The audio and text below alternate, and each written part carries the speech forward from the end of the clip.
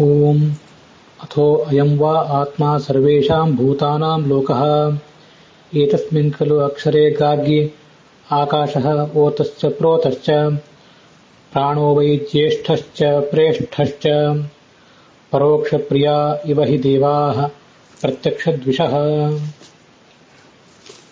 ಶ್ರೀ ಗುರುಭ್ಯೋ ನಮಃ. ಮಹಾಭಾರತ ಪ್ರವಚನ ಸರಣಿಯಲ್ಲಿ 1041ನೆಯ ಭಾಗ ಇದು. ಶಾಂತಿ ಪರ್ವದ 340ನೆಯ ಭಾಗ ಕೂಡ. ಇಂದ್ರನಿಗೆ ಬಂದ ಬ್ರಹ್ಮಹತ್ಯೆಯ ಕುರಿತಾಗಿ ಕಳೆದ ಕೆಲವು ದಿವಸಗಳಲ್ಲಿ ವಿಭಿನ್ನ ವಿಷಯಗಳನ್ನು ನಾವು ಶ್ರವಣ ಮಾಡ್ತಿದ್ದೇವೆ. ಸ್ವಸ್ತ್ಯಸ್ತು ಸತಾಂ ಅಶೇಷ ಸನ್ಮಂಗಲಾನಿ ಭವಂತು.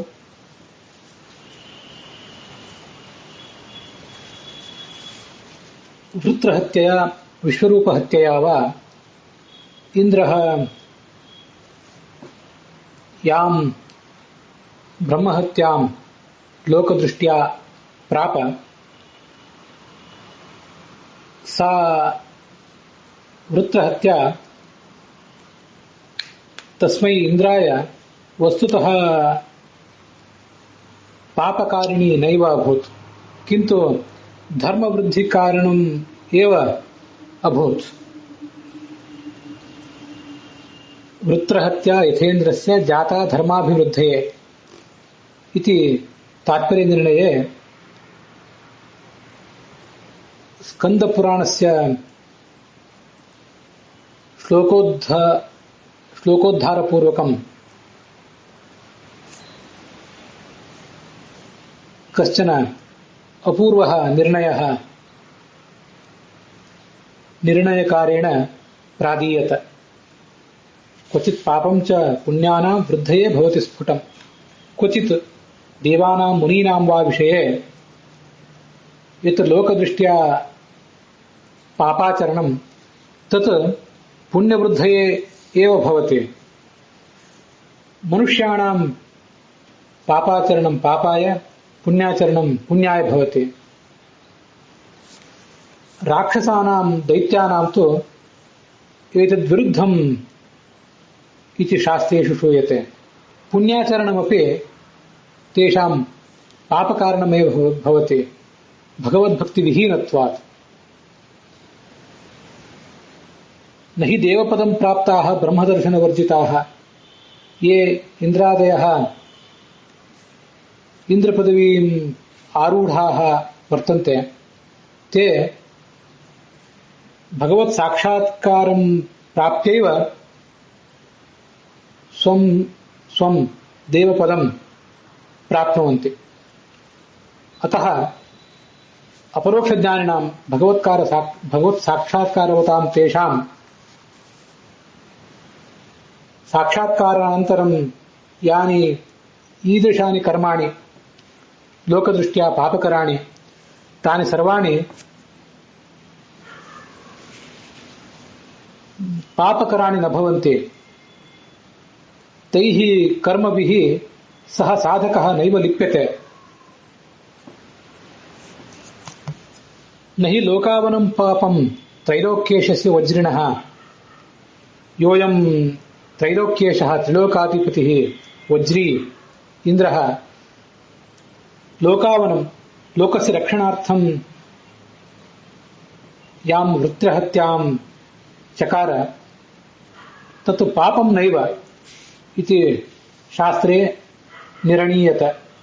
ಅತಃ ಯದಾ ಇಂದ್ರಸ್ಯೈವ ಪಾಪಂ ವೃತ್ರಹತ್ಯೆಯ ನಾಸ್ತಿ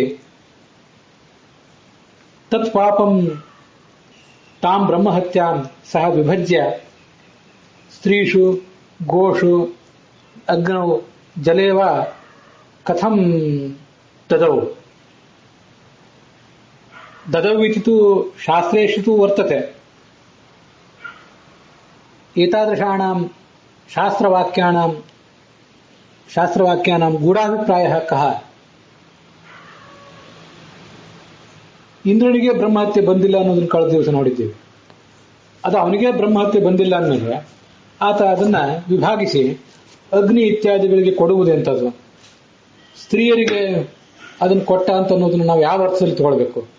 ಬ್ರಹ್ಮಹತ್ಯೆ ಪರಿಣಾಮವಾಗಿ ಅವರಿಗೆ ಈ ರಜೋದರ್ಶನ ಆಗ್ತಿದೆ ಅಂತ ಅನ್ನೋದನ್ನ ಯಾವ ಅರ್ಥದಲ್ಲಿ ತಗೊಳ್ಬೇಕು, ಅದರ ಗೂಢಾರ್ಥ ಏನು ಅಂತ ಅನ್ನೋದನ್ನ ಇವತ್ತಿನ ಈ ಭಾಗದಲ್ಲಿ ನಾವು ನೋಡಬೇಕು. ವಸ್ತುತಃ ಅವರಿಗೆ ಈ ಬ್ರಹ್ಮಹತ್ಯೆ ಬಂದೇ ಇಲ್ಲ ಅಂತ ಅನ್ನೋದನ್ನು ನೋಡಿದೆವು. ಹಾಗಾದ್ರೆ ಇದು ಮೈಲಿಗೆ ಯಾಕೆ, ಇದು ಮೈಲಿಗೆ ಅನ್ನೋದಕ್ಕೆ ಅರ್ಥ ಏನು ಅಂತ ಅನ್ನೋದನ್ನು ಕೂಡ ನಾವು ಗಮನಿಸಿ ನೋಡಬೇಕು.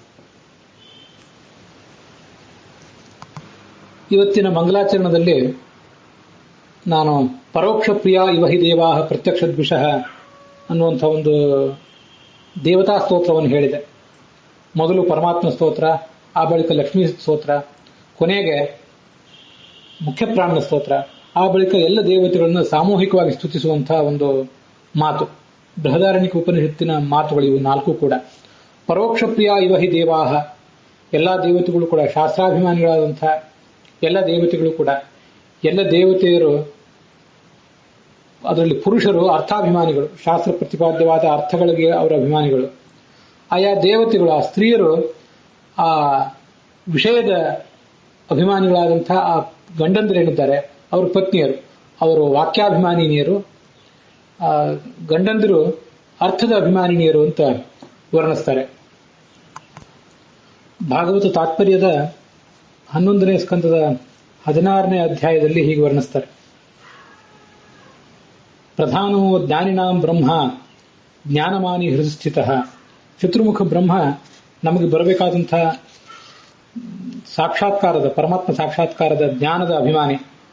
ಕರ್ಮಾಭಿಮಾನಿ ಗರುಡ ಬ್ರಹ್ಮ ಜ್ಞಾನಾಭಿಮಾನವಾನ್ ಅಂತ ಬೃಹದಾರಣ್ಯಕ ಉಪನಿಷತ್ ಭಾಷ್ಯದಲ್ಲಿ ಕೂಡ ಈ ವಿಷಯವನ್ನು ಹೇಳಿದ್ದಾರೆ.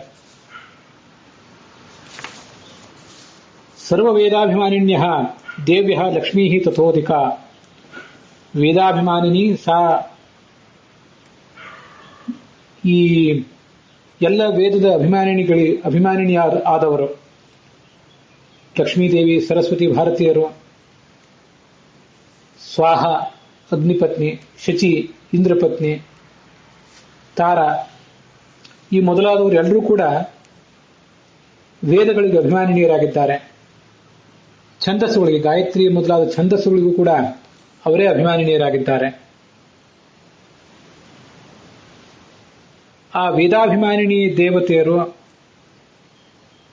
ಅವರ ಪತಿಗಳಾದಂತಹ ಅರ್ಥಾಭಿಮಾನಿ ದೇವತೆಗಳು. ಇದನ್ನ ಆ ಭಾಗವತ ತಾತ್ಪರ್ಯದಲ್ಲಿ ಹೇಳ್ತಾರೆ. ಏವಂ ವೇದಾಭಿಮಾನಿನ್ಯ ದೇವೀಭ್ಯ ಸರ್ವ ಏವತೋ ತದರ್ಥರೂಪಾಃ ಪತಯಃ ತಸ್ಯಾಹ ತಥಾ ಉತ್ತಮಾಃ. ಶಚ್ಚ ಇಂದ್ರ ತತಶ್ಚೋಮ. ಶಚಿ ವೇದಾಭಿಮಾನಿನಿ, ಇಂದ್ರ ಆ ಅರ್ಥದ ಅಭಿಮಾನಿಯಾಗಿರ್ತಾನೆ. ಆ ಅರ್ಥದಿಂದ ಪ್ರತಿಪಾದ್ಯನಾದವನು, ಆ ವಾಕ್ಯದಿಂದ ಪ್ರತಿಪಾದ್ಯವಾದಂತಹ ಅರ್ಥವೇ ಅವನೇ ಆಗಿದ್ದಾನೆ. ಹೀಗೆ ಜ್ಞಾನಾಭಿಮಾನಿಗಳು, ವೇದಾಭಿಮಾನಿಗಳು, ವೇದಾರ್ಥಾಭಿಮಾನಿಗಳು ಆದಂತಹ ಎಲ್ಲ ದೇವರು ಕೂಡ ಪರೋಕ್ಷ ಪ್ರಿಯಾಹ. ಯಾವುದೇ ವಿಷಯವನ್ನು ಅವರು ಹೇಳುವುದು ನಿಗೂಢವಾಗಿ ಹೇಳ್ತಾರೆ, ನೇರವಾಗಿ ಅದನ್ನು ಜಾಹೀರಾತಿನ ಫಲಕದಲ್ಲಿ ಹಾಕಿದಂತೆ ಸ್ಪಷ್ಟವಾಗಿ ಹೇಳೋದಿಲ್ಲ. ಪ್ರತ್ಯಕ್ಷ ದ್ವಿಷಃ, ಪ್ರತ್ಯಕ್ಷವಾಗಿ ಸ್ಪಷ್ಟವಾಗಿ ಹೇಳುವುದನ್ನ ಅವರು ಯಾವತ್ತೂ ಇಷ್ಟಪಡುವುದಿಲ್ಲ ಅಂತ ಅದರ ತಾತ್ಪರ್ಯ ಆಗಿದೆ.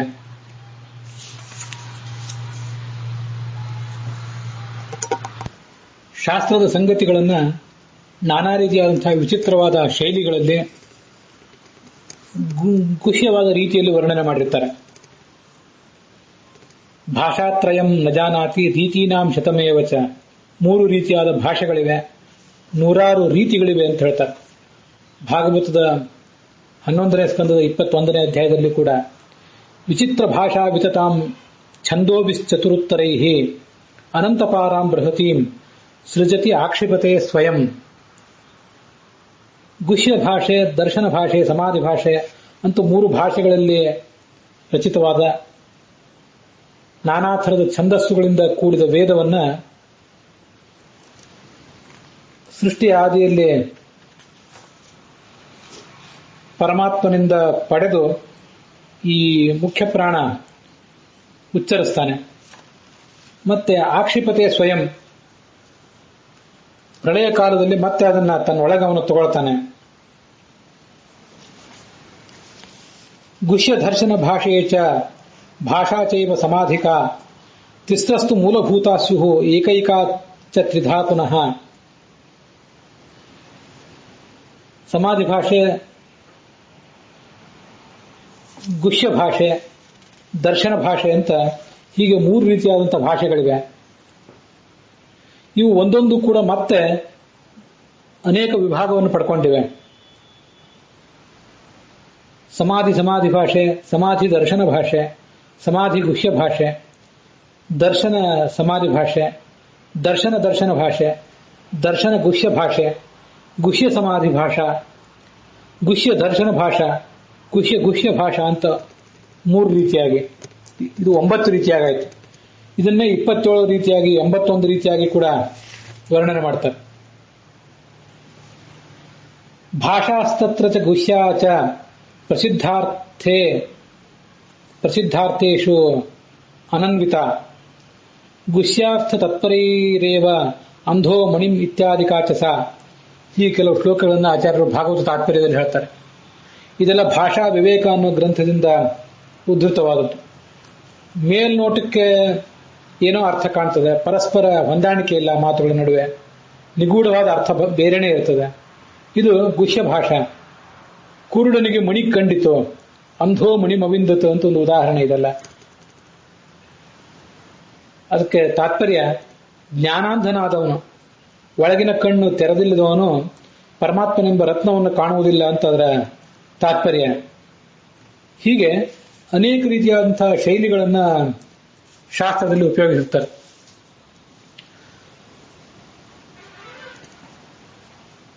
ಇಂದ್ರನಿಗೆ ಬ್ರಹ್ಮಹತ್ಯೆ ಬಂತು. ಆ ಬ್ರಹ್ಮಹತ್ಯೆಯನ್ನು ಅವನು ಸ್ತ್ರೀಯರು ಮೊದಲಾದವರಲ್ಲಿ ವಿಭಾಗಿಸಿದ ಅಂತೆಲ್ಲ ವರ್ಣನೆ ಮಾಡ್ತಾರಲ್ಲ. ಇಂಥ ಭಾಗವೂ ಕೂಡ ನಾನಾ ರೀತಿಯಾದಂತಹ ನಿಗೂಢಾರ್ಥಗಳನ್ನು ಒಳಗೊಂಡಂತಹ ಕೆಲವು ಅಂಶಗಳು ಅಂತ ನನಗೊಂದು ಬಾರಿ ಅನಿಸಿದ್ದಿದೆ. ಹಿಂದೆ ಕೂಡ ರಾಮಾಯಣಾದಿಗಳನ್ನು ಪ್ರವಚನ ಮಾಡುವಾಗ ಇದರಲ್ಲೇನೋ ಒಂದು ಗೂಢಾರ್ಥ ಇದೆ ಅಂತ ಹೇಳಿದ್ದೆ. ಗೂಢಾರ್ಥ ಏನು ಅಂತ ನಮ್ಮಂಥವರಿಗೆ ತಿಳಿಯುವುದು ಸಾಧ್ಯ ಇಲ್ಲ. ಆದರೆ ಗೂಢಾರ್ಥ ಇದೆ, ಮೇಲ್ನೋಟಕ್ಕೆ ತೋರುವಂಥದ್ದು ಮಾತ್ರ ಅಲ್ಲಿ ಅರ್ಥ ಅಲ್ಲ ಅಂತ ನಾವು ಅದನ್ನ ತಿಳ್ಕೊಳ್ಬಹುದು. ಈ ಬ್ರಹ್ಮಹತ್ಯಾ ದೋಷಕ್ಕೂ ಸ್ತ್ರೀಯರಲ್ಲಿ ಕಾಣುವಂಥ ರಜೋದರ್ಶನಕ್ಕೂ ಅನ್ವಯ ವ್ಯತಿರೇಕವೇ ಇಲ್ಲ. ಅನ್ವಯ ವ್ಯತಿರೇಕ ಅಂದ್ರೆ ರಜೋದರ್ಶನ ಇದ್ದಾಗೆಲ್ಲ ಬ್ರಹ್ಮಹತ್ಯೆ ಅವರಿಗೆ ಬಂದೇ ಇರ್ತದೆ ಅಂತಿದು ಅನ್ವಯ. ರಜೋದರ್ಶನವಿಲ್ಲದೆ ಇದ್ದಾಗ ಬ್ರಹ್ಮಹತ್ಯೆ ಬಂದಿರುವುದಿಲ್ಲ ಅಂತ ಅನ್ನೋದು ವ್ಯತಿರೇಕ. ಹಾಗೇನೆ ಬ್ರಹ್ಮಹತ್ಯೆ ಇಲ್ಲದೆ ಇದ್ದಾಗ ಅವರಿಗೆ ರಜೋದರ್ಶನ ಆಗುವುದಿಲ್ಲ ಅಂತ ಅನ್ನುವುದು ಕೂಡ ವ್ಯತಿರೇಕ. ಇಂಥ ಯಾವ ಅನ್ವಯ ವ್ಯತಿರೇಕ, ಸರಳವಾಗಿ ಇದನ್ನು ಹೇಳುವುದಾದ್ರೆ ಕಾರ್ಯಕಾರಣ ಸಂಬಂಧ ಇದಕ್ಕೆ ಇಲ್ಲವೇ ಇಲ್ಲ. ಯಾಕೆಂದ್ರೆ ನಾವೀಗಾಗಲೇ ಅದನ್ನು ನೋಡಿದ್ದೀವಿ. ಅವನಿಗೆ ವೃತ್ರಹತ್ಯೆಯಿಂದ ಬ್ರಹ್ಮಹತ್ಯೆ ಬಂತೋ, ವಿಶ್ವರೂಪ ಹತ್ಯೆಯಿಂದ ಬ್ರಹ್ಮಹತ್ಯಾ ದೋಷ ಬಂತೋ, ಇದನ್ನೆಲ್ಲ ಚರ್ಚೆ ಮಾಡಿದಾಗ ಒಂದೊಂದು ಕಲ್ಪದಲ್ಲಿ ಬೇರೆ ಬೇರೆ ರೀತಿಯಾಗಿದೆ ಅಂತ ಅನ್ನೋದನ್ನ ವಿದ್ವಾಂಸರು ನಿರ್ಣಯ ಕೊಟ್ಟದ್ದು ನೋಡಿದ್ದೀವಿ. ಎಷ್ಟು ಕಡೆ ಅದನ್ನು ಹಂಚಿದ ಅಂದ್ರೆ ಕೆಲವು ಕಡೆ 5 ಅಂತ, ಕೆಲವು ಕಡೆ 4 ಅಂತ ಹೇಳಿ, ಕೆಲವು ವೇದದಲ್ಲಿ 3 ಕಡೆ ಅದನ್ನು ಹಂಚಿದ ಅಂತಿದೆ. ಇದನ್ನೆಲ್ಲ ಕಲ್ಪ ಭೇದದಿಂದ ಬೇರೆ ಬೇರೆ ಕಲ್ಪದಲ್ಲಿ ನಡೆದ ಕಥೆಗಳ ರೀತಿಯಿಂದ ಇದನ್ನು ಹೊಂದಿಸಬೇಕು ಅಂತಿದೆ. ವಾಲ್ಮೀಕಿ ರಾಮಾಯಣದಲ್ಲಿ ಸ್ತ್ರೀಯರ ಬಗ್ಗೆ ಇದರ ಉಲ್ಲೇಖ ಇದೆ. ಉದ್ಯೋಗ ಪರ್ವದಲ್ಲಿ ವೃಕ್ಷ, ನದಿ, ಪರ್ವತ, ಪೃಥ್ವಿ, ಸ್ತ್ರೀ ಅಂತ 5 ಜನರನ್ನ ಉಲ್ಲೇಖಿಸ್ತಾರೆ. ಶಾಂತಿ ಪರ್ವದಲ್ಲಿ ಈ ಹಿಂದೆ ಬಂದಂತಹ 282ನೇ ಅಧ್ಯಾಯದಲ್ಲಿ ಅಗ್ನಿ, ವೃಕ್ಷ, ಅಪ್ಸರೆಯರು ಮತ್ತೆ ನೀರಿನಲ್ಲಿ ಅಂತ 4 ರೀತಿಯಾಗಿ ವಿಭಾಗ ಮಾಡ್ತಾರೆ. ಅಲ್ಲಿ ಸ್ತ್ರೀಯರ ಬಗ್ಗೆ ಉಲ್ಲೇಖನೆ ಬಂದಿಲ್ಲ. ಸ್ತ್ರೀಯರಲ್ಲಿ ಕಾಣುವ ರಜೋದರ್ಶನಕ್ಕೆ ಬ್ರಹ್ಮಹತ್ಯೆ ಕಾರಣ ಅಂತ ಅನ್ನೋದು ಶಾಂತಿ ಪರ್ವದಲ್ಲಿ ಈ ಹಿಂದೆ ಬಂದ ಅಧ್ಯಾಯದಲ್ಲಿ 282ನೇ ಅಧ್ಯಾಯದಲ್ಲಿ ಆ ವಿಷಯವೇ ಇಲ್ಲ. ಈಗ ನಾವು ನೋಡ್ತಾ ಇರುವ ಭಾಗದಲ್ಲಿ ಸ್ತ್ರೀಯರ ಬಗ್ಗೆ ಉಲ್ಲೇಖ ಇದೆ.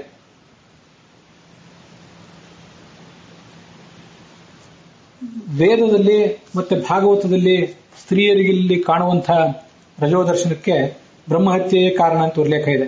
ಬಹುತೇಕ ಅದೆಲ್ಲ ಕಡೆ ಇದೆ. ಶಾಂತಿ ಪರ್ವದ 282ನೇ ಅಧ್ಯಾಯದಲ್ಲಿ ಈ ಹಿಂದೆ ಬಂದಂತಹ ಪ್ರಸಂಗದಲ್ಲಿ ಮಾತ್ರ ಈ ಸ್ತ್ರೀಯರ ಬಗ್ಗೆ ಉಲ್ಲೇಖ ಕಾಣಿಸೋದಿಲ್ಲ. ನೀರು, ಅಪ್ಸರೆಯರು ಮತ್ತು ವೃಕ್ಷಗಳು, ಅಗ್ನಿ, ಅವರಲ್ಲಿ ಮಾತ್ರ ಈ ಬ್ರಹ್ಮಹತ್ಯೆಯನ್ನು ವಿಭಾಗಿಸಿದ್ದು ಕಾಣಿಸ್ತದೆ. ಕಲ್ಪಭೇದದಿಂದ ಇದನ್ನು ಹೊಂದಿಸಬೇಕು ಅಂತ ಆದಾಗ ಕೆಲವು ಪ್ರಸಂಗಗಳಲ್ಲಿ, ಕೆಲವು ಮನ್ವಂತರ ಕಲ್ಪಗಳಲ್ಲಿ, ಕೆಲವು ಕಾಲಗಳಲ್ಲಿ ಸ್ತ್ರೀಯರಿಗೆ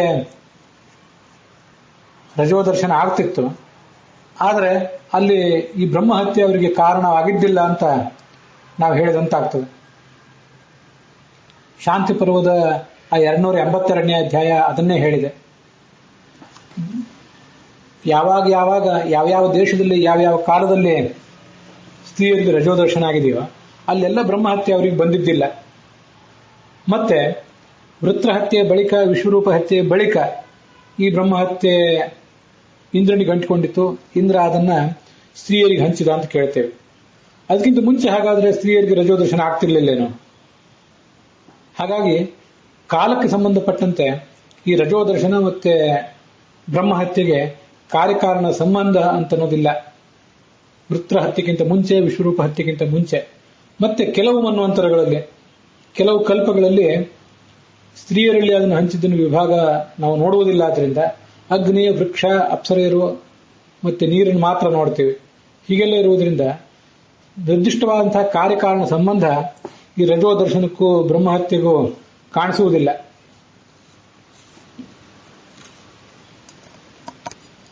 ಹಾಗಾದ್ರೆ ಈ ಸ್ತ್ರೀಯರಿಗೆ ಬ್ರಹ್ಮಹತ್ಯೆ ಬಂದಿತು ಅಂತ ವರ್ಣನೆ ಮಾಡುವ ಒಂದು ಭಾಗ ಇದೆಯಲ್ಲ, ಇದನ್ನು ಹೇಗೆ ಅರ್ಥ ಮಾಡಿಕೊಳ್ಬೇಕು?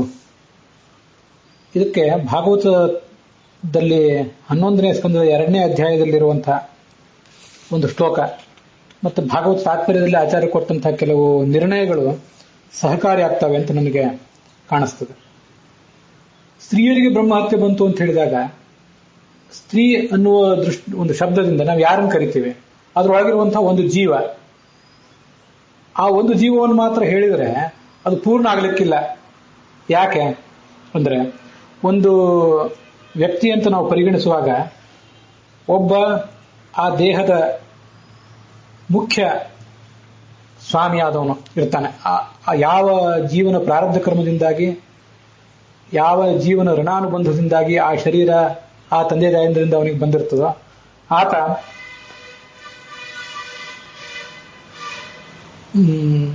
ಮಧ್ಯಮ. ಜೀವಮಾನ್ಯುತ್ತಮೋ ಬ್ರಹ್ಮ ಮಧ್ಯಮ ಸ್ವಯಮೇವತು ಅಧಮಃ ಕಲಿರುದ್ದಿಷ್ಟ. ಭಾಗವತ ತಾತ್ಪರ್ಯದಲ್ಲಿ ಹೇಳ್ತಾರೆ. ಜೀವದ ಅಭಿಮಾನಿಗಳಾದಂತಹ 3 ಜೀವರಲ್ಲಿ ಅತ್ಯಂತ ಶ್ರೇಷ್ಠನಾದವನು ಚತುರ್ಮುಖ ಬ್ರಹ್ಮ. ಮಧ್ಯಮ ಸ್ವಯಂ ಜೀವ, ನಾನು ನನ್ನ ದೇಹಕ್ಕೆ, ನೀವು ನಿಮ್ಮ ದೇಹಕ್ಕೆ, ಅವರು ಅವರ ದೇಹಕ್ಕೆ ಅಭಿಮಾನಿಗಳು. ಅಲ್ಲಿ ಅಧಮ ಜೀವ ಕಲಿಯ ಅಭಿಮಾನಿಯಾಗಿರ್ತಾನೆ. ಇದನ್ನೆಲ್ಲ ದೇಹೇಂದ್ರಿಯ ಪ್ರಾಣ ಮನೋಭಿಮಾನೋ ಜೀವೋಂತರಾತ್ಮ ದೇಹೇಂದ್ರಿಯ ಪ್ರಾಣ ಮನೋಧಿಯಾಂಬ್ಯ ಜನ್ಮ ಆಪ್ಯಯ ಕ್ಷುದ್ಭಯ ತರ್ಷ ಕೃಚ್ಛ್ರೈ ಅನ್ನುವ ಶ್ಲೋಕದಲ್ಲಿ ವರ್ಣಿಸ್ತಾರೆ. 11ನೇ ಸ್ಕಂದದ 2ನೇ ಅಧ್ಯಾಯದಲ್ಲಿ ದೇಹ ಇಂದ್ರಿಯ ಪ್ರಾಣಧಿಯಾಂ ತ್ರಿಧೈವ ಹಿ ಅಭಿಮಾನಿನಃ, 3 ಅದಕ್ಕೆ ಅಭಿಮಾನಿಗಳಾಗಿರ್ತಾರಂತೆ. ತತ್ರ ಉತ್ತಮಾಹ ದೇವತಾಹ, ಉತ್ತಮರು ದೇವತೆಗಳೇ ಆಗಿರ್ತಾರೆ, ಉತ್ತಮಾಭಿಮಾನಿಗಳು. ಸರ್ವದೋಷ ವಿವರ್ಜಿತಾಹ ಗುಣೈಹಿ ಸರ್ವೈಹಿ ಸುಸಂಪನ್ನಾಹ, ಎಲ್ಲ ಗುಣಗಳಿಂದಲೂ ಅವರು ತುಂಬಿದವರಾಗಿರ್ತಾರೆ. ಮಧ್ಯಮಾಹ ಗುಣದೋಷೋಪೇತಾಹ, ಮಧ್ಯಮರಾದಂತಹ ಆಯಾ ದೇಹಕ್ಕೆ ಅಭಿಮಾನಿಗಳಾದಂತಹ ನಾವು, ನೀವು, ಅವರು ಗುಣಗಳನ್ನು ದೋಷಗಳನ್ನು ಹೊಂದಿದಂತಹ ವ್ಯಕ್ತಿತ್ವವುಳ್ಳವರು ನಾವು. ಅಧಮಾಹ ಅಸುರಾಹ ಮತಾಹ, ಅಧಮ ಅಭಿಮಾನಿಗಳು ಅಸುರರಾಗಿದ್ದಾರೆ.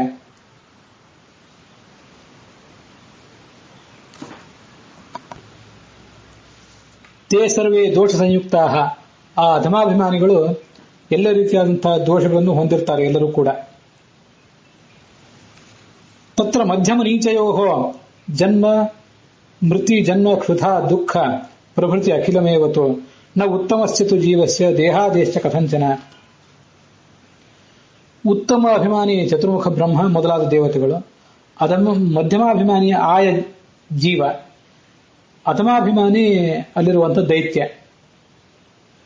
ಇಲ್ಲಿ ಮಧ್ಯಮಾಭಿಮಾನಿ ಮತ್ತು ಅಧಮಾಭಿಮಾನಿಗಳಾದಂತಹ ದೈತ್ಯರಿಗೆ, ಅಧಮಾಭಿಮಾನಿಗಳಾದ ದೈತ್ಯರಿಗೆ ಮತ್ತು ಮಧ್ಯಮಾಭಿಮಾನಿಗಳಾದಂತಹ ನಮಗೆ, ನಿಮಗೆ, ಅವರಿಗೆ ಮರಣ, ಜನ್ಮ, ಹಸಿವು ಇತ್ಯಾದಿಗಳಿಂದ ಆಗುವಂತಹ ದುಃಖ, ಭಯ ಎಲ್ಲ ಆಗ್ತದೆ. ಆದರೆ ಉತ್ತಮಾಭಿಮಾನಿಯಾದ ಚತುರ್ಮುಖ ಬ್ರಹ್ಮಾದಿ ದೇವತೆಗಳಿಗೆ ಈ ದುಃಖ, ಭಯ ಇತ್ಯಾದಿಗಳಾಗೋದಿಲ್ಲ. ಜಡಕ್ಕಂತೂ ಇಲ್ಲವೇ ಇಲ್ಲ, ಜಡವಾದ ದೇಹಕ್ಕಂತೂ ಇಲ್ಲವೇ ಇಲ್ಲ. ಜನನ ಮರಣದಿಂದ ಆಗುವ ದುಃಖ ಇದು ದೇಹದಲ್ಲಿ ಜೀವಾತ್ಮನಿಗಿಂತ ಹೆಚ್ಚಾಗಿ, ನನಗಿಂತ ಹೆಚ್ಚಾಗಿ, ನಿಮಗಿಂತ ಹೆಚ್ಚಾಗಿ, ಅವರಿಗಿಂತ ಹೆಚ್ಚಾಗಿ ಅದರ ದೇಹದ ಅಭಿಮಾನಿಯಾದಂತಹ ಅಧಮಾಭಿಮಾನಿಯಾದಂತಹ ಅಸುರನಿಗೆ ಹೆಚ್ಚು. ಹಾಗೆ ಸುಷುಪ್ತಿ, ಸ್ವಪ್ನ ಮತ್ತೆ ಮೂರ್ಛೆ ಇತ್ಯಾದಿಗಳಿಂದ ಆಗುವ ದುಃಖವೂ ಕೂಡ ಇಂದ್ರಿಯಾಭಿಮಾನಿ ದೈತ್ಯನಿಗೆ ಹೆಚ್ಚು, ಮಧ್ಯಮ ಜೀವನಿಗೆ ಕಡಿಮೆ, ಉತ್ತಮನಿಗಂತೂ ಇಲ್ಲವೇ ಇಲ್ಲ.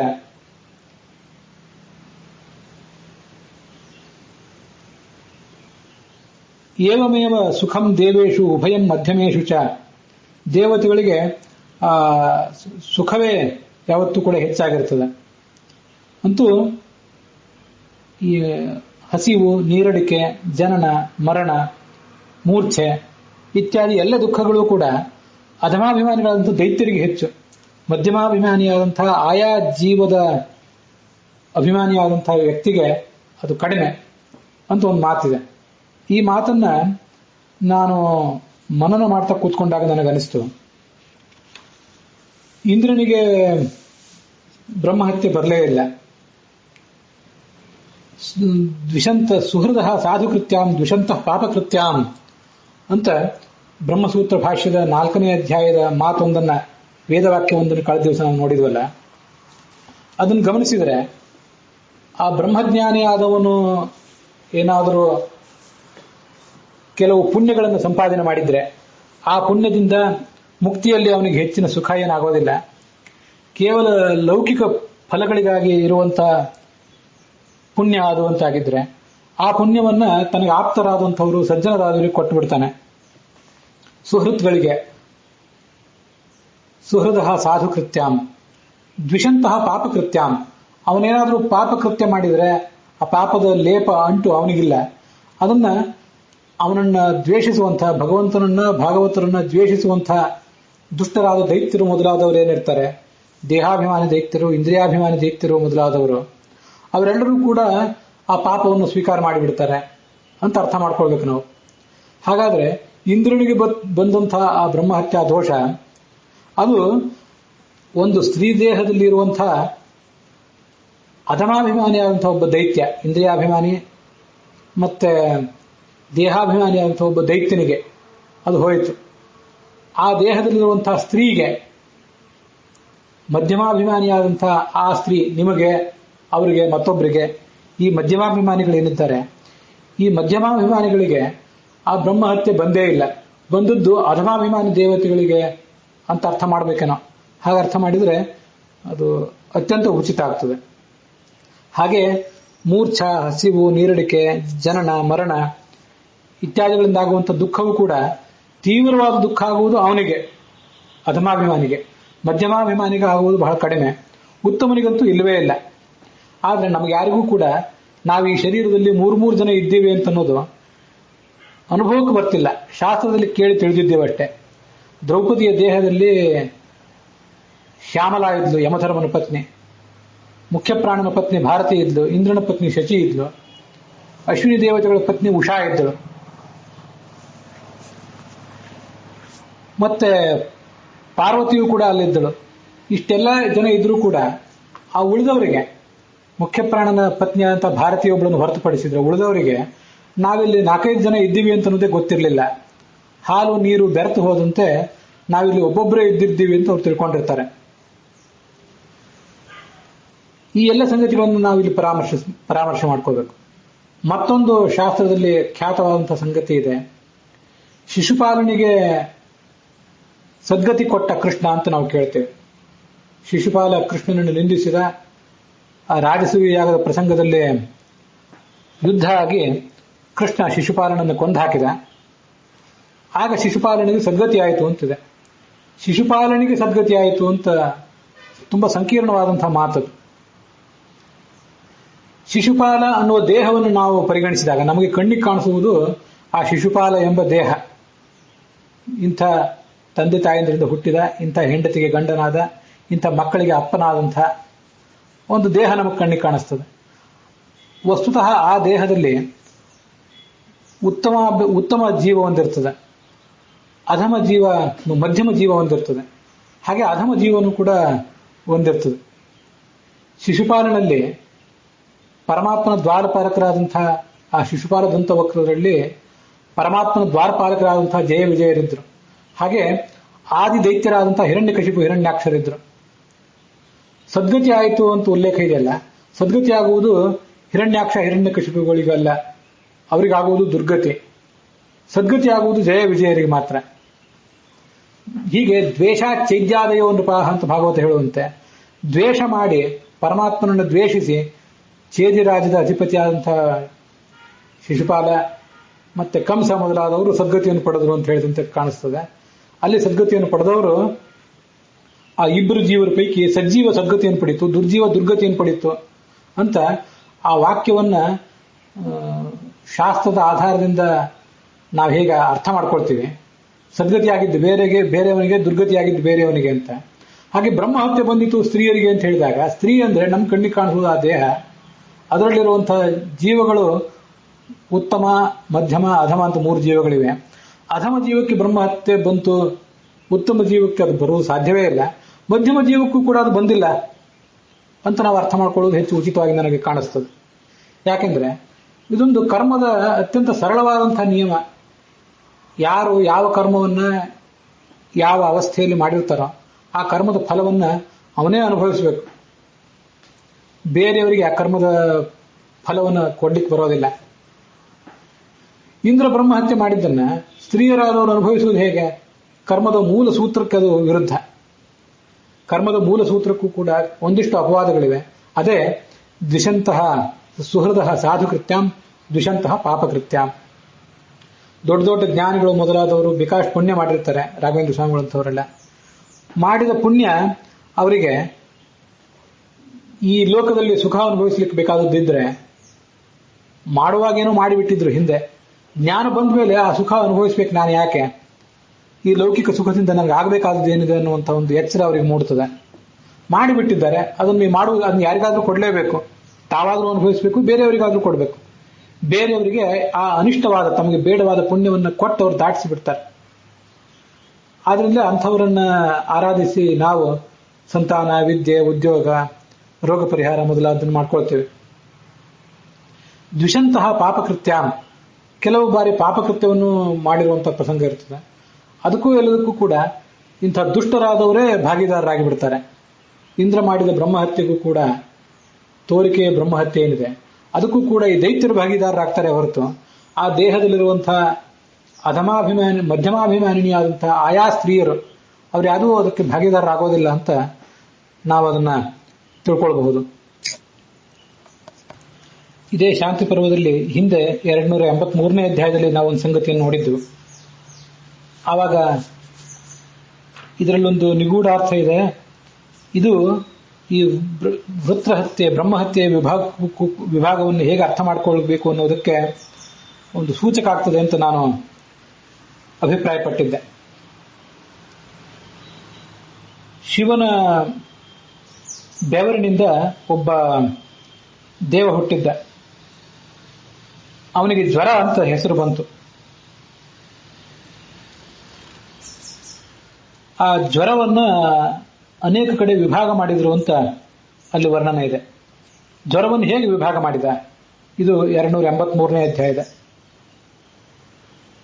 52ನೇ ಶ್ಲೋಕ. ಶೀರ್ಷಾಭಿತಾಪೋ ನಾಗಾನಾಂ, ಆನೆಗಳಿಗೆ ಮಸ್ತಕದಲ್ಲಿ ಪೀಡೆ ಆಗ್ತದೆ, ಅವುಗಳಿಗೆ ಈ ಮದಾವಸ್ಥೆಯಲ್ಲಿ, ಅದು ಅದೇ ಜ್ವರ. ಪರ್ವತಗಳಲ್ಲಿ ಶಿಲಾಜಿತು ಅಂತ ಒಂದು ಕಪ್ಪು ಬಣ್ಣದ ಖನಿಜ, ಅದೇ ಜ್ವರ. ನೀರಿನಲ್ಲಿ ಬೆಳೆಯುವ ಲಕ್ಕಿ ಗಿಡ, ಕರಿಯ ಲಕ್ಕಿ ಗಿಡವೇ ನೀರಿನ ಜ್ವರ. ಪೊರೆಯ ಹಾವುಗಳ ಜ್ವರ. ಹಸುಗಳಿಗೆ, ಎಮ್ಮೆಗಳಿಗೆ ಗೊರಸಿನ ಒಂದು ರೋಗ ಬರ್ತದೆ, ಖೋರಕ ಅಂತ ಹೆಸರು, ಅದೇ ಜ್ವರ. ಚೌಳು ಮಣ್ಣಿನ ಜೌಗು ಪ್ರದೇಶವೇ ಭೂಮಿಯ ಜ್ವರ. ದೃಷ್ಟಿಗೆ ಯಾವುದು ಪ್ರತಿರೋಧ ಆಗ್ತದಲ್ಲ ಅದು ಎಲ್ಲ ಪ್ರಾಣಿಗಳಿಗೆ ಜ್ವರ. ಊಷರಂ ಪೃಥ್ವೀ ಜಲೆ ಪಶೂನಾಮಪಿ ಧರ್ಮಜ್ಞ ದೃಷ್ಟಿ ಪ್ರತ್ಯವರೋಧನಂ.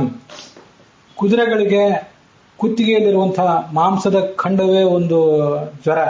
ನವಿಲುಗಳಿಗೆ ತಲೆಯ ಮೇಲೆ ಬಂದಿರುವಂತಹ ಶಿಖೆಯೇ ಜ್ವರ. ಕೋಗಿಲೆಗಳಿಗೆ ನೇತ್ರ ರೋಗ ಇರ್ತದೆ, ಅದೇ ಜ್ವರ. ಸಮಸ್ತ ಗಿಳಿಗಳಿಗೆ ಶುಕಗಳಿಗೆ ಬಿಕ್ಕಳಿಕೆ, ಅವು ಧ್ವನಿ ಮಾಡುವಾಗ ಬಿಕ್ಕಳಿಕೆ ರೂಪದಲ್ಲಿ ಅದು ಕಾಣಿಸ್ತದೆ, ಅದೇ ಜ್ವರ. ಕುರಿಗಳಿಗೆ ಪಿತ್ತದ ಉದ್ರೇಕ ಆಗ್ತದಲ್ಲ ಅದು ಜ್ವರ. ಬಳಲಿಕೆ ಹುಲಿಗಳಿಗೆ ಜ್ವರ. ಮನುಷ್ಯರಲ್ಲಿ ಇದು ಜ್ವರ. ಜ್ವರ ಅಂತ ಈ ಶಬ್ದದಿಂದ ನಾವು ಪ್ರಯೋಗ ಮಾಡಿದಾಗ ಜ್ವರ ಅನ್ನೋದು ಅದು ನಮಗೆ ಅಪೇಕ್ಷಣೀಯವಾದ ಸಂಗತಿ ಅಲ್ಲ, ಅದನ್ನು ಪರಿಹರಿಸಿಕೊಳ್ಬೇಕಾಗುತ್ತೆ, ನಾವು ನಿವಾರಿಸಿಕೊಳ್ಬೇಕಾದಂಥ ಸಂಗತಿ ಅದು. ಮನುಷ್ಯರಲ್ಲಿ ಜ್ವರ ಬಂದ್ರೆ ಆ ಜ್ವರವನ್ನು ನಾವು ಪರಿಹಾರ ಮಾಡ್ಕೊಳ್ಳಿಕ್ಕಾಗಿ ಔಷಧೋಪಚಾರ ಮಾಡ್ಕೊಳ್ತೀವಿ. ಹುಲಿಗಳಿಗೆ ಬಳಲಿಕೆಯೇ ಜ್ವರ ಅಂತ ಹೇಳ್ತಾರೆ. ಆ ಬಳಲಿಕೆಯನ್ನು ಕೂಡ ಹುಲಿಗಳು ಆಹಾರ, ನೀರು ಇತ್ಯಾದಿ ಸ್ವೀಕಾರ ಮಾಡಿ ಪರಿಹರಿಸಿಕೊಳ್ಳುವ ಪ್ರಯತ್ನ ಮಾಡ್ತವೆ. ಆನೆಗಳಿಗೆ ಮಸ್ತಕದಲ್ಲಿ ಪೀಡೆ ಆದರೂ ಕೂಡ ಅದು ಹೋಗುವ ತನಕ ಅವು ಕಾಯ್ತವೆ, ಅದು ಹೋಗುವುದನ್ನು ಅವು ನಿರೀಕ್ಷಿಸ್ತವೆ. ಪರ್ವತಗಳಲ್ಲಿ ಶಿಲಾಜಿತು ಅಂತ ಬಂದಿದೆಯಲ್ಲ, ಆ ಶಿಲಾಜಿತು ಅನ್ನೋ ಒಂದು ಖನಿಜ, ಅದು ಅನೇಕ ಔಷಧಗಳಿಗೆ ಉಪಯುಕ್ತ ಆಗ್ತದೆ. ಅದನ್ನ ಜ್ವರ ಅಂದ್ರೆ ಏನು ಅರ್ಥ ಮಾಡಬೇಕು? ಪರ್ವತಗಳಿಗೆ ಬರುವ ಜ್ವರ ಅಂದ್ರೆ ಏನು? ಪರ್ವತಾಭಿಮಾನಿ ದೇವತೆಗೆ ಜ್ವರ ಅಂತ ಅರ್ಥವೇ? ಗೊರಸಿನ ರೋಗ ಹಸುಗಳಿಗೆ ಬಂದ್ರೆ ಅದು ಜ್ವರ. ಪೃಥ್ವಿಯಲ್ಲಿ ಜೌಗು ಪ್ರದೇಶವೇ ಜ್ವರ ಅಂತ ವರ್ಣನೆ ಮಾಡ್ತಾರೆ. ನವಿಲುಗಳಿಗೆ ತಲೆಯ ಮೇಲೆ ಒಂದು ಶಿಖಾ ಬಂದಿರ್ತದೆ, ಶಿಖೋದ್ಭೇದಶ್ಚ ಬರ್ಹಿಣಾಂ. ಆ ಶಿಖೆಯನ್ನು ಕಿತ್ತು ಹಾಕೊಳ್ಬೇಕು ಅಂತ ಪ್ರಯತ್ನ ಪಡ್ತಾವ ನವಿಲುಗಳು, ಅದು ಬೇಡವ ಅವುಗಳಿಗೆ. ಹಾಗಾದ್ರೆ ಇಲ್ಲಿ ಜ್ವರ ಅನ್ನೋ ಶಬ್ದಕ್ಕೆ ಒಂದೊಂದು ಕಡೆ ಒಂದೊಂದು ಅರ್ಥ ಆಗಿರ್ಬೇಕು. ಅನಪೇಕ್ಷಿತವಾದಂತಹ ಶರೀರಕ್ಕೆ ಮನಸ್ಸಿಗೆ ಪೀಡೆ ಕೊಡುವಂತಹ ಒಂದು ರೀತಿಯಾದ ನೋವಿಗೆ ಕಾರಣವಾದಂತಹ ಸ್ಥಿತಿ ಅಂತ ಅರ್ಥ ಮಾಡುವುದಾದ್ರೆ ಅದು ಎಲ್ಲ ಕಡೆ ಹಾಗಲ್ಲಲ್ಲ. ಪೃಥ್ವಿಗೆ ಜೌಗು ಮಣ್ಣಿನ ಪ್ರದೇಶ ಇದೆ, ಅದರಿಂದ ಪೃಥ್ವಿ ಅಭಿಮಾನಿ ದೇವತೆಗೆ ಅಥವಾ ಪೃಥ್ವಿಗೆ ಅದರಿಂದ ಏನು ನೋವಾಗಿದೆಯಾ? ನವಿಲುಗಳಿಗೆ ತಲೆಯ ಮೇಲೆ ಬಂದಿರುವಂತಹ ಒಂದು ಶಿಖ, ಅದರ ಅಲಂಕಾರ, ಅದೇನೋ ಅದಕ್ಕೆ ನೋವು ಮಾಡ್ತದ? ಹಾಗಾದ್ರೆ ಈ ಜ್ವರವನ್ನು ವಿಭಾಗ ಮಾಡಿದ ಅನ್ನೋದಕ್ಕೆ ಏನು ಅರ್ಥ? ಅಲ್ಲಿರುವಂತಹ ಅರ್ಥದಲ್ಲಿ ನೇರವಾಗಿ ನಮಗದು ಎಲ್ಲ ವಿಷಯಗಳನ್ನು ಸ್ಪಷ್ಟಪಡಿಸದಂತೆ ಆಗೋದಿಲ್ಲ. ಹೀಗೆ ಈ ಬ್ರಹ್ಮಹತ್ಯೆಯನ್ನು ವಿಭಾಗ ಮಾಡಿದ, ಅದನ್ನು ಅವರು ಬೇರೆ ಬೇರೆ ರೂಪದಲ್ಲಿ ತಗೊಂಡ್ರು ಅಂತ ಅರ್ಥ ಮಾಡಿದಾಗಲೂ ಕೂಡ ಅಲ್ಲಿ ನಮಗೆ ಅರ್ಥ ಆಗದೇ ಇರುವಂತಹ ಕೆಲವು ಸಂಗತಿಗಳು ಇದ್ದಿರಬೇಕು ಅಂತ ನನ್ನ ಆಲೋಚನೆ. ನಮ್ಮಂಥ ಸಾಮಾನ್ಯರು ಅದಕ್ಕೆ ಏನು ಅರ್ಥ ಅಂತ ನಾವು ತೀರ್ಮಾನಿಸಿಕೊಳ್ಳುವುದು ಕಷ್ಟ. ಆದರೂ ಅಲ್ಲೇನೋ ನಿಗೂಢ ಅರ್ಥ ಇದೆ ಅಂತ ನಮಗೆ ಕಾಣಿಸ್ತದೆ. ಯಾಕೆ ಹೀಗೆಲ್ಲ? ಅನುಶಾಸನ ಪರ್ವದಲ್ಲಿ 80ನೇ ಅಧ್ಯಾಯದಲ್ಲಿ ಒಂದು ಕಥಾ ಇದೆ. ಈ ಗೋವುಗಳಿಗೆ ಮೊದಲು ಕೊಂಬಿರ್ಲಿಲ್ಲಂತೆ, ಬ್ರಹ್ಮನ ವರದಿಂದ ಮುಂದೆ ಕೊಂಬು ಬಂತಂತೆ. ಹಾಗಾದ್ರೆ ಸೃಷ್ಟಿಯಲ್ಲಿ ಮೊದಲು ಗೋವುಗಳಿಗೆ ಕೊಂಬು ಇರಲಿಲ್ಲೇನೋ? ವರ ಕೊಟ್ಟ ಮೇಲೆ ಕೊಂಬು ಬಂತೇನೋ? ಕಾಗೆಗಳಿಗೆ ಮೊದಲು ಒಂದು ಕಣ್ಣು ಇರಲಿಲ್ಲಂತೆ, ಆಮೇಲೆ ಕಾಗೆಗಳಿಗೆ ಮೊದಲು 2 ಕಣ್ಣೇ ಇತ್ತು, ಕಾಲಕ್ರಮೇಣ ಅದಕ್ಕೆ 2 ಕಣ್ಣುಗಳಾದವು. ಕಾಕಾಸುರನನ್ನ ರಾಮ ದಮನಿಸಿದ ಮೇಲೆ ಅಂತ ಕೇಳ್ತೇವೆ ನಾವು ಕೆಲವು ಕಡೆ. ಇವೆಲ್ಲ ಕಥೆಗಳಿಗೆ ಕೆಲವು ನಿಗೂಢಾರ್ಥಗಳು ಇದ್ದಿರ್ಬೇಕಲ್ಲ. ಅದರಂತೆ ಬ್ರಹ್ಮಹತ್ಯೆ ಬರೋದಕ್ಕಿಂತ ಮುಂಚೆ ಸ್ತ್ರೀಯರಲ್ಲಿ, ಮಾನುಷ ಸ್ತ್ರೀಯರಲ್ಲಿ ರಜೋದರ್ಶನ ಇರಲಿಲ್ಲೇನೋ? ರಜೋದರ್ಶನ ಆಗದೆ ಹೋದ್ರೆ ಅವರಲ್ಲಿ ಸಂತಾನೋತ್ಪತ್ತಿ ಹೇಗೆ ಆಗ್ತಿತ್ತು? ದೇವತಾ ಸ್ತ್ರೀಯರಲ್ಲಿ ರಜೋದರ್ಶನ ಇಲ್ಲದೆ ಹೋದ್ರೂ ಕೂಡ ಸಂತಾನೋತ್ಪತ್ತಿ ಆಗಬಹುದು. ಅವ್ರದ್ದೆಲ್ಲ ತೇಜೋಮಯವಾದಂತಹ, ತೇಜೋ ಮಹಾಭೂತ ಪ್ರಚುರವಾದಂತಹ ಶರೀರ ಅವ್ರದ್ದು. ಅವರ ಶಾರೀರಿಕ ವ್ಯವಸ್ಥೆಯೇ ಬೇರೆ ಆಗಿರ್ತದೆ. ನಮ್ಮಂತೆ ಅವರಿಗೆ ಈ ಅನೇಕ ರೀತಿಯಾದಂತಹ ಹಂತಗಳನ್ನು ದಾಟಿ ಹೋಗುವ ಅನಿವಾರ್ಯತೆ ಇರೋದಿಲ್ಲ. ಮನುಷ್ಯ ಸ್ತ್ರೀಯರಿಗೆ ಹೇಗೆ ಬ್ರಹ್ಮಹತ್ಯೆ ಬರೋದಕ್ಕಿಂತ ಮುಂಚೆ, ಅದನ್ನು ವಿಭಾಗ ಮಾಡೋದಕ್ಕಿಂತ ಮುಂಚೆ ಅವರಿಗೆ ಈ ಒಂದು ರಜೋದರ್ಶನ ಮೊದಲಾದದ್ದು ಇರಲಿಲ್ಲೇನೋ? ಹಾಗಾದ್ರೆ ಗರ್ಭಧಾರಣೆ ಹೇಗಾಗ್ತಿತ್ತು, ಸಂತಾನ ಹೇಗಾಗ್ತಿತ್ತು ಅಂತೆಲ್ಲ ನಾವು ಆಲೋಚನೆ ಮಾಡಬೇಕು. ಮತ್ತೆ ಈ ಇಂಥ ಮಾತುಗಳನ್ನು ನಾವು ವ್ಯಾಖ್ಯಾನಿಸುವಾಗ ಸ್ತ್ರೀಯರ ಕುರಿತಾಗಿ ಕೆಲವು ಬೇರೆ ಮಾತುಗಳು ಕೂಡ ಇವೆ. ಆ ಮಾತುಗಳು ಕೂಡ ನೇರವಾದ ಅರ್ಥದಲ್ಲಿ ತಗೊಳ್ಬಾರ್ದಾದಂಥ ಮಾತುಗಳು. ಅನುಶಾಸನ ಪರ್ವದಲ್ಲಿ 40ನೇ ಅಧ್ಯಾಯ ಅಥವಾ 32ನೇ ಅಧ್ಯಾಯದಲ್ಲಿ ಈ ಪಂಚಚೂಡ ಅನ್ನುವ ಅಪ್ಸರೆಯ ಬಗ್ಗೆ ಒಂದು ಉಲ್ಲೇಖ ಇದೆ. ಆ ಪಂಚಚೂಡ ಅನ್ನುವ ಅಪ್ಸರೆ ನಾರದನ ಎದುರಿಗೆ ಸ್ತ್ರೀಯರ ದೋಷಗಳನ್ನು ವರ್ಣನೆ ಮಾಡುವಂತಹ ಒಂದು ಭಾಗ ಇದೆ. 38ನೇ ಅಧ್ಯಾಯ ಅದು. ನಾರದನೇ ಕೇಳ್ತಾರೆ ಪಂಚಚೂಡ ಅನ್ನುವ ಅಪ್ಸರೆಯನ್ನು, ಸ್ತ್ರೀಯರ ದೋಷಗಳನ್ನು ಹೇಳುವಂತ. ನಾವು ಮುಂದೆ ನೋಡ್ತೇವೆ ಮತ್ತೆ ಅದನ್ನ.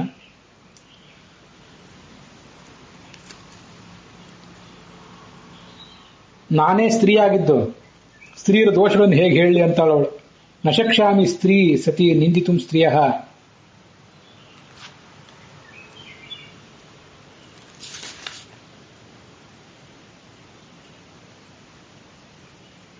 ಈ ದೋಷವನ್ನು ಹೇಗೆ ಹೇಳಲಿ ಅಂತ ಅವಳು ಕೇಳಿದಾಗ, ಸತ್ಯವನ್ನೇ ಹೇಳು, ಸುಳ್ಳನ್ನು ಹೇಳಿದ್ರೆ ದೋಷ, ಸತ್ಯವನ್ನು ಹೇಳಿದ್ರೆ ದೋಷ ಏನಿಲ್ಲ. ವೃಷಾವಾದೇ ಭವೇದ್ ದೋಷ ಸತ್ಯೇ ದೋಷೋನು ವಿದ್ಯತೆ ಅಂತಾರೆ ನಾರದರು.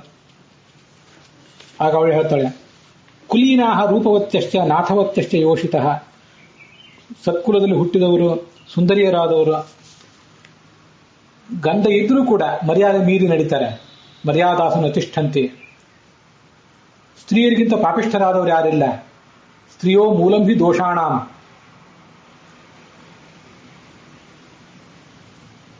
ಸಮಾಜ್ಞಾತಾನ್ ವೃದ್ಧಿಮತಃ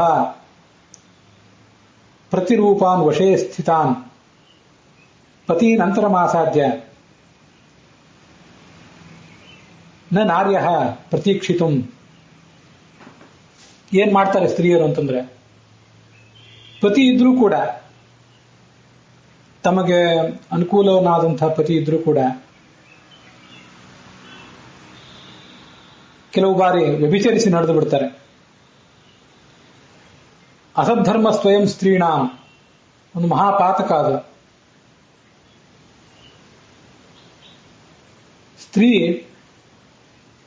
ಸ್ತ್ರೀಯಂ ಹಿ ಯಃ ಪ್ರಾರ್ಥಯತೆ ಸನ್ನಿಕರ್ಷಂ ಜಗಚ್ಚತಿ ಈಶಚ್ಚ ಕುರುತೆ ಸೇವಾಂ ತಮೇವ ಇಚ್ಛಂತಿ ಯೋಷಿತಃ.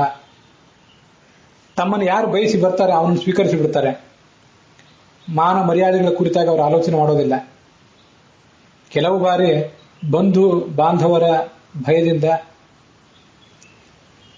ಮರ್ಯಾದಾಯಾಮ್ ಅಮರ್ಯಾದಾಹ ಭಯಾತ್ ಪರಿಜನಸ್ಯ, ಸುತ್ತಮುತ್ತಲಿದ್ದವರ ಒಂದು ಭಯದಿಂದ ಅವರು ಕಟ್ಟುಪಾಡಿನಲ್ಲಿರ್ತಾರೆ. ನಾಸಾಂ ಕಶ್ಚಿತ್ ಅಗಮ್ಯ ಅಸ್ತಿ, ಇಂಥವ್ರ ಜೊತೆ ಸಮಾಗಮ ಮಾಡಬಹುದು, ಇಂಥವ್ರ ಜೊತೆ ಮಾಡಬಾರ್ದು ಅನ್ನುವಂಥ ವಿವೇಚನೆ ಅವರಿಗಿಲ್ಲ. ವಿರೂಪಂ ರೂಪವಂತಂ ಚ ಪುಮಾನಿತ್ಯವ ಭುಂಜತೆ. ರೂಪಿಯಾಗಿರ್ಲಿ ಸುಂದರನೇ ಆಗಿರ್ಲಿ ಅವನನ್ನು ಸ್ವೀಕರಿಸಿ ಬಿಡ್ತಾರೆ ಅವರು. ಕೆಲವು ಸರಿ ಸುತ್ತಮುತ್ತಲಿನ ಜನರ ಅಪವಾದವನ್ನ ಭರಿಸಬೇಕಾದಿತ್ತು ಅನ್ನುವ ಎಚ್ಚರವೂ ಇಲ್ಲದೆ ಅವರು ತಪ್ಪಿ ನಡೀತಾರೆ.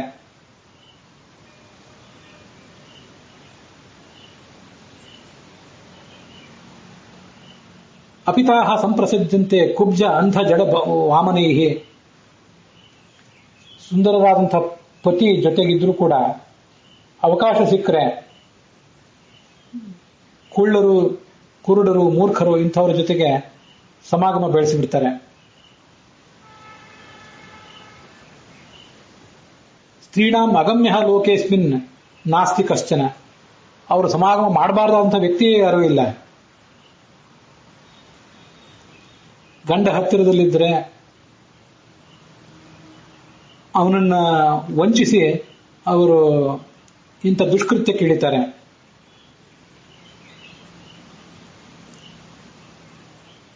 ಅಲಾಭಾತ್ ಪುರುಷಾಣ, ಕೆಲವು ಬಾರಿ ಅವರು ಸುರಕ್ಷಿತರಾಗಿರ್ತಾರೆ, ಶೀಲವತಿಯರಾಗಿರ್ತಾರೆ. ಹೇಗೆ? ಪುರುಷರು ಸಿಗದೇ ಇದ್ದಾಗ ಬಂಧು ಜನರ ಭಯದಿಂದ ಸುರಕ್ಷಿತರಾಗಿರ್ತಾರೆ ಅಷ್ಟೇ. ಬಹಳ ಚಂಚಲ ಸ್ವಭಾವದವರವರು. ಚಲ ಸ್ವಭಾವ, ದುಸ್ಸೇವ್ಯಾ, ದುರ್ಗ್ರಾಹ್ಯಾ, ಇದು ಸ್ತ್ರೀಯರ ಸ್ವಭಾವ. ಎಷ್ಟು ಅಗ್ನಿಗೆ ಎಷ್ಟೇ ಕಟ್ಟಿಗೆ ಹಾಕಿದ್ರು ಆ ಕಟ್ಟಿಗೆ ಸಾಕು ಅಂತ ಅನ್ಸೋದಿಲ್ಲ ಅಗ್ನಿಗೆ. ಎಷ್ಟೇ ನದಿಗಳು ಬಂದು ಸೇರಿದ್ರೂ ಸಮುದ್ರಕ್ಕೆ ತೃಪ್ತಿ ಆಗೋದಿಲ್ಲ. ನಾಗ್ನಿಸ್ತೃಪ್ಯತಿ ಕಾಷ್ಠಾನಾಂ ನಾಪಗಾನಾಂ ಮಹೋದಧಿಹಿ ನಾಂತಕ ಸರ್ವಭೂತಾನಾಂ. ಅನೇಕ ಜನರನ್ನು ಕೊಂದಾಯಿತು, ಇನ್ಯಾರನ್ನು ಕೊಲ್ಲೋದು ಬೇಡ ಅಂತ ಹೇಳಿ ಯಮ ಆಲೋಚನೆ ಮಾಡೋದಿಲ್ಲ. ಅದರಂತೆ ನಪುಂಸಾಂ ವಾಮಲೋಚನಾ, ಎಷ್ಟೇ ಪುರುಷ ಸಮಾಗಮ ಆದರೂ ಸಾಕಾಗೋದಿಲ್ಲ ಅವರಿಗೆ. ಇದಮನ್ಯಚ್ಯ ದೇವರ್ಷೇ ರಹಸ್ಯಂ ಸರ್ವಯೋಷಿತಾಂ ದೃಷ್ಟೈವ ಪುರುಷಂ ಹೃದಯಂ ಯೋನಿಹಿ ಪಕ್ಲಿದ್ಯತೆ ಸ್ತ್ರೀಯ. ಮನಸ್ಸಿಗೆ ಆಹ್ಲಾದ ಕೊಡುವಂತಹ ಪುರುಷನನ್ನು ನೋಡಿದರೆ ಅವರು ವಿಕಾರವನ್ನು ಹೊಂದುತ್ತಾರೆ. ಏನೆಲ್ಲ ಬೇಕಾದನ್ನೆಲ್ಲ ತಂದು ಕೊಡುವಂತಹ ಗಂಡಂದ್ರಿದ್ರೂ ಅವನ ಜೊತೆ ಅವರು ಸರಿಯಾಗಿರ್ತಾರೆ ಅಂತ ನಿಶ್ಚಿತ ಇಲ್ಲ. ಯಥಾ ರತ್ಯಾಂ ಅನುಗ್ರಹಂ ನ ತಥಾ ಕಾಮಭೋಗಾನ್ ವಿಪುಲಾನ್ ಅಲಂಕಾರಾನ್ ಸಂಪ್ರಷ್ಟಯಾನ್. ಸಮಾಗಮದ ಸುಖವೇ ಅವರಿಗೆ ಬಹಳ ಮುಖ್ಯ ಆಗ್ತದೆ. ರಾಜ, ವಾಯು, ಮೃತ್ಯು, ಸಮುದ್ರದಾಳದ ಒಡವಾಗ್ನಿ, ಕತ್ತೆಯ ಖಡ್ಗದ ಅಲುಗು, ವಿಷ, ಸರ್ಪ, ಅಗ್ನಿ ಇವೆಲ್ಲ ಒಂದು ಸೇರಿ ಒಂದು ತೂಕ. ಕ್ಷುರಧಾರ ವಿಷಂ ಸರ್ಪ ವನ್ನಿಹಿ ಇತ್ಯೇಕತಃ ಸ್ತ್ರೀಯ. ಸ್ತ್ರೀ ಮತ್ತೊಂದು ಕಡೆ ತೂಕ, ಅವಳದೊಂದು ತೂಕವೇ ಬೇರೆ ಆಗಿರ್ತದೆ. ಇವರೆಲ್ಲರನ್ನು ಮೀರಿಸಿ ನಡೀತಾಳೆ ಅವಳು. ಎಂದಿನಿಂದ ಈ ಚತುರ್ಮುಖ ಬ್ರಹ್ಮ ಈ ಜಗತ್ತನ್ನು ಸೃಷ್ಟಿಸಿದನೋ ಆವಾಗಿನಿಂದಲೂ ತದೈವ ದೋಷಾಹ ಪ್ರಮದಾಸು ನಾರದ. ದೋಷಗಳು ಈ ಸ್ತ್ರೀಯರಲ್ಲಿ ಆವಾಗಿನಿಂದಲೂ ಇದ್ದೇ ಇವೆ. ಹೀಗೆ 38ನೇ ಅಧ್ಯಾಯದಲ್ಲಿ ಹೇಳುವುದಲ್ಲದೆ 40ನೇ ಅಧ್ಯಾಯದಲ್ಲಿಯೂ ಕೂಡ ಹಾಗೊಂದು ಉಲ್ಲೇಖ ಕಾಣಿಸ್ತದೆ. ವಾಚಾಚ ವದ ಬಂಧೈರ್ವಾ ಕ್ಲೇಶೈರ್ವಾ ವಿವಿಧೈಸ್ತಥಾ ನಶಕ್ಯ ರಕ್ಷಿತುಂ ನಾರ್ಯಾಹ ತಾಹಿ ನಿತ್ಯಂ ಅಸಂಯತಾಹ. ಮಾತಿನಿಂದ ಬೆದರಿಸಿ ಶಿಕ್ಷಿಸಿ ಅವರನ್ನ ಹತೋಟಿಯಲ್ಲಿಡ್ಲಿಕ್ಕೆ ಸಾಧ್ಯ ಇಲ್ಲ. ಇಂದ್ರಿಯ ಸಂಯಮ ಯಾವತ್ತೂ ಅವರಿಗಿರೋದಿಲ್ಲ. ಚಂಚಲ ಚಿತ್ತರವರು. ಶಯ್ಯಾಸನಂ ಅಲಂಕಾರಂ ಅನ್ನಪಾನಂ ಅನಾರ್ಯತಾಂ ದುರ್ವಾಗ್ಭಾವಂ ರತಿಂ ಚೈವ ದದೌ ಸ್ತ್ರೀಭ್ಯ ಪ್ರಜಾಪತಿ. ಶಾಸ್ತ್ರಜ್ಞಾನ ಇರೋದಿಲ್ಲ ಅವರಿಗೆ. ಕೆಟ್ಟ ಮಾತುಗಳನ್ನು ಆಡುವಂಥವ್ರು. ತಮ್ಮ ಇಂದ್ರಿಯಗಳನ್ನು ಹತೋಟಿಯಲ್ಲಿ ಇಟ್ಕೊಳ್ಳಿಕ್ಕೆ ಅವರಿಗೆ ಶಕ್ತಿ ಇರೋದಿಲ್ಲ. ಇದು ಆ 40ನೇ ಅಧ್ಯಾಯದಲ್ಲಿ ಬರುವಂಥ ಕೆಲವು ಮಾತುಗಳು. ಊರ್ವಶಿ ಪುರೂರವರ ಸಂವಾದದ ರೂಪದಲ್ಲಿ ಭಾಗವತದಲ್ಲೂ ಕೂಡ ಈ ಥರದ ಕೆಲವು ಮಾತುಗಳಿವೆ. ಭಾಗವತದ 9ನೇ ಸ್ಕಂದದ 12ನೇ ಅಧ್ಯಾಯದಲ್ಲಿ ಈ ಮಾತುಗಳನ್ನು ಕೇಳ್ತೇವೆ ನಾವು. ಊರ್ವಶಿಗಾಗಿ ಪುರೂರವ ಹುಚ್ಚನಾಗಿ ಬಿಟ್ಟಿರ್ತಾನೆ. ಅವನಿಗೆ ಅವಳು, ನೀನು ಸ್ತ್ರೀಯರಿಗಾಗಿ ಹೀಗೆ ಹಂಬಲಿಸುವುದು ಸರಿಯಲ್ಲ. ಕ್ವಾಪಿ ಸಖ್ಯಂ ನವೈ ಸ್ತ್ರೀಣಾಂ ಪ್ರಕಾಣಾಂ ಹೃದಯಂ ಯಥಾ.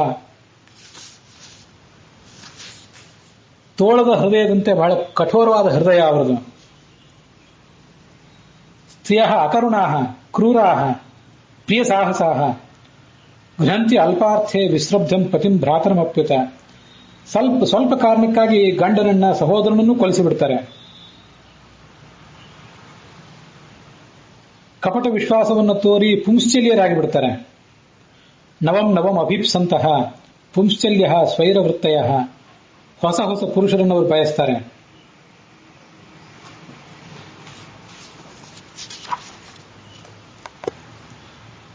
ಭಾಗವತದ 6ನೇ ಸ್ಕಂದದಲ್ಲಿ 18ನೇ ಅಧ್ಯಾಯದಲ್ಲಿ ಕಶ್ಯಪರು ಹೇಳುವ ಮಾತುಗಳಿವೆ. ಶರತ್ಚಂದ್ರೋಪಮಂ ವಕ್ತ್ರಂ ವಾಚಶ್ಚ ಶ್ರವಣಾಮೃತಂ ಹೃದಯಂ ಕ್ಷುರಧಾರಾಭಂ ಸ್ತ್ರೀಣಾಂ ಕೋ ವೇದಚೇಷ್ಟಿತಂ. ಅವರ ಮುಖ ಶರತ್ಕಾಲದ ಚಂದ್ರನಂತೆ, ಮಾತು ಕಿವಿಗೆ ಅಮೃತದಂತೆ, ಹೃದಯ ಮಾತ್ರ ಕತ್ತಿಯ ಅಲುಗಿನಂತೆ. ಅವರ ನಡತೆಯನ್ನು ಯಾರು ತಿಳ್ಕೊಳ್ಳಿಕ್ಕೆ ಸಾಧ್ಯ? ನಹಿ ಕಶ್ಚಿತ್ ಪ್ರಿಯ ಸ್ತ್ರೀಣಾಂ ಮಂಜಸ ಸ್ವಾಶಿಷಾತ್ಮನಾಂ. ಅವಳಿಗೆ ಯಾರೂ ಪ್ರಿಯರಿರೋದಿಲ್ಲ. ಪತಿಂ ಪುತ್ರಂ ಭ್ರಾತರಂ ವಾ ಘ್ನಂತಿ. ತಮ್ಮ ಸ್ವಾರ್ಥಕ್ಕಾಗಿ ಪತಿ ಪುತ್ರ ಯಾರನ್ನಾದರೂ ಅವರು ಕೊಲಿಸಿ ಬಿಡ್ತಾರೆ.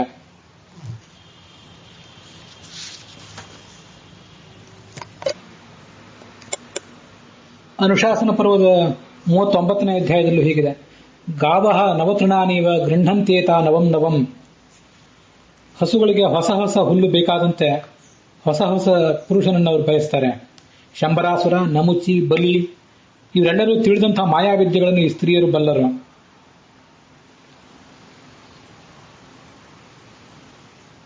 ಪುರುಷ ನಕ್ಕರೆ ತಾವು ನಗ್ತಾರೆ, ಪುರುಷ ಹತ್ತರೆ ತಾವು ಅಳ್ತಾರೆ. ಇವರು ಅಂತೂ ನಾನಾ ಥರದ ನಾಟಕಗಳನ್ನು ಮಾಡಿ ಪುರುಷನನ್ನು ತಮ್ಮ ಕೈಯಲ್ಲಿ ಇಟ್ಕೋತಾರೆ. ಉಶನಾ ವೇದ ಯಚ್ಛಾಸ್ತ್ರಂ ಯಚ್ಚ ವೇದ ಬೃಹಸ್ಪತಿ ಸ್ತ್ರೀ ಬುದ್ಧ್ಯಾನ ವಿಶಿಷ್ಯೇತ ತಾಸ್ತು ರಕ್ಷ್ಯಾ ಕಥಂ ನರೈಹಿ. ಶುಕ್ರನಿಗೆ ಗೊತ್ತಿದ್ದ ನೀತಿಶಾಸ್ತ್ರ, ಬೃಹಸ್ಪತಿಗೆ ಗೊತ್ತಿದ್ದ ನೀತಿಶಾಸ್ತ್ರ ಎಲ್ಲವೂ ಸ್ತ್ರೀಯರಿಗೆ ಗೊತ್ತಿದೆ. ಆದರೆ ಸ್ತ್ರೀಯರ ಬುದ್ಧಿಯೇ ಇವರು ಎಲ್ಲರ ಬುದ್ಧಿಗಿಂತ ಹೆಚ್ಚಾಗಿದೆ. ಸುಳ್ಳನ್ನ ಸತ್ಯ ಅಂತಾರೆ, ಸತ್ಯವನ್ನ ಸುಳ್ಳು ಅಂತ ಹೇಳ್ತಾರೆ. ಅವರನ್ನ ಹೇಗೆ ನಾವು ವಿಶ್ವಾಸದಿಂದ ಕಾಪಾಡಿಕೊಳ್ಬೇಕು, ಈ ಎಲ್ಲ ಮಾತುಗಳು ಬರ್ತವೆ.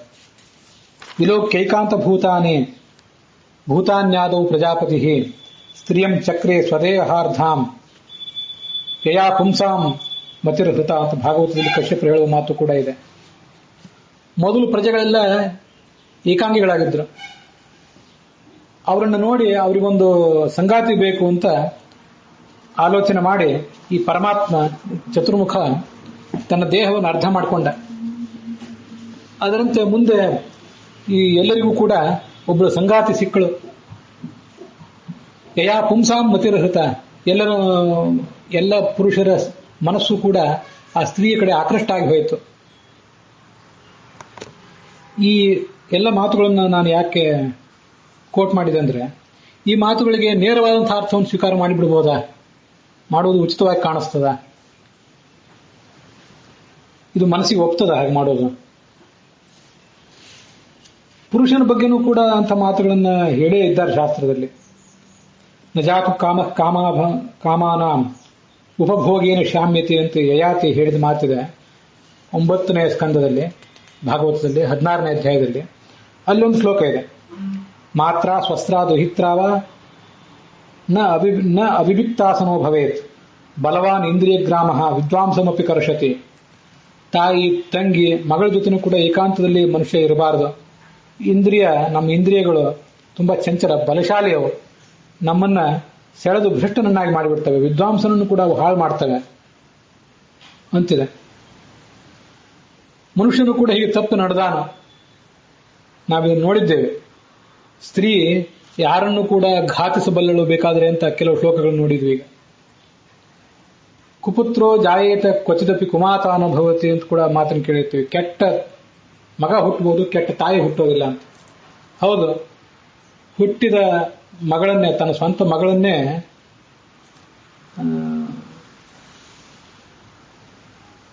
ಅತ್ಯಾಚರಿಸಿದಂಥ ತಂದೆಯಂದರು ನಮಗೆ ಸಮಾಜದಲ್ಲಿ ಕಾಣ್ತಾರೆ. ಆದರೆ ತಾಯಿಯ ಆ ಥರ ಯಾವತ್ತೂ ಕೂಡ ಮಾಡಿರೋದಿಲ್ಲ.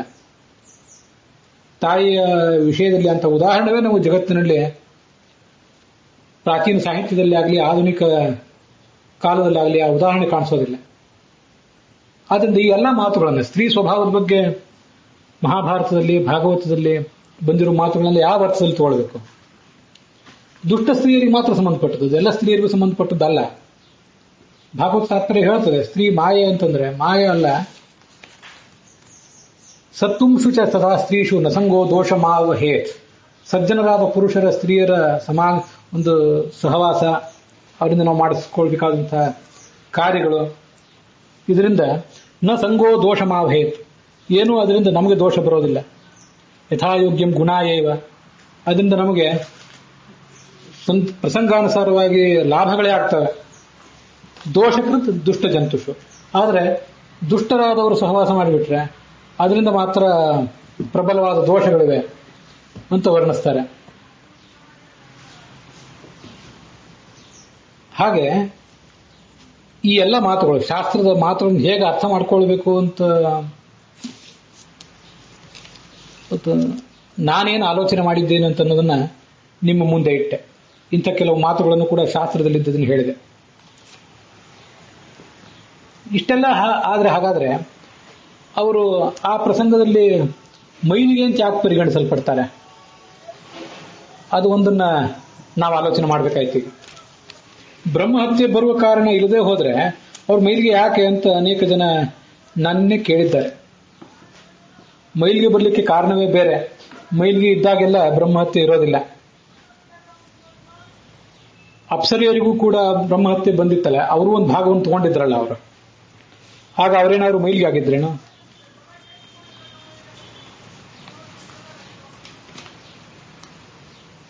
ಅಗ್ನಿಗೆ ಆ ಬ್ರಹ್ಮಹತ್ಯೆ ಒಂದು ಭಾಗವನ್ನು ತಗೊಳ್ಳೋ ಪ್ರಸಂಗ ಬಂದಿತ್ತು. ಅಗ್ನಿ ಮೈಲಿಗೆ ಆಗಿದ್ನೇನು? ಜಲವನ್ನ ಮೈಲಿಗೆ ಅಂತ ಯಾರು ಪರಿಗಣನೆ ಮಾಡ್ತಾರೇನು? ನದಿಯಲ್ಲಿ ಮಳೆಗಾಲದ ಕೆಲವು ತಿಂಗಳುಗಳಲ್ಲಿ ಮಾತ್ರ ಸ್ನಾನ ಮಾಡಬಾರ್ದು, ಆಗ ನದಿ ದೇವತೆಗಳು ಋತುಮತಿಯರಾಗಿರ್ತಾರೆ ಅಂತ ಒಂದ್ ಕಡೆ ಇದ್ದದನ್ನ ನಾನು ನೆನಪು ಮಾಡ್ಕೊಂಡು ಹೇಳಿದ್ದೆ. ಅಷ್ಟು ಪ್ರಸಂಗ ಬಿಟ್ರೆ ಬೇರೆ ಕಾಲದಲ್ಲಿ ಅವರು ಮೈಲಿಗೆ ಅಂತ ಪರಿಗಣಿಸಲ್ಪಡ್ತಾರೇನೋ? ಏನೂ ಇಲ್ಲ.